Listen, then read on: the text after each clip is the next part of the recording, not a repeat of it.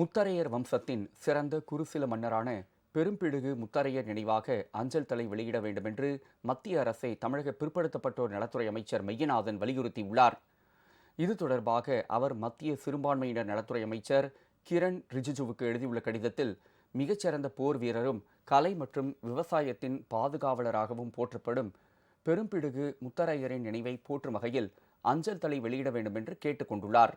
இதன் மூலம் தேசிய கட்டுமானத்திற்கு ஆரம்ப கால மன்னர்களின் பங்களிப்பு அங்கீகரிக்கப்படும். இடைக்காலத்திற்கு முந்தைய தமிழ் அரசியல் மற்றும் பண்பாட்டை பற்றி இளைய தலைமுறையினருக்கு விழிப்புணர்வு ஏற்படும். இந்தியாவின் பிற பகுதிகளுடன் தமிழ்நாட்டை உணர்வுபட ஒருங்கிணைப்பை வலுப்படுத்தும் என்றும் அமைச்சர் மெய்யநாதன் குறிப்பிட்டுள்ளார். பீகார் தேர்தலில் அசாருதீன் ஓவைசி வைத்து பிஜேபி வெற்றி பெற்றுள்ளதாக அமைச்சர் KN நேரு குறை கூறியுள்ளார்.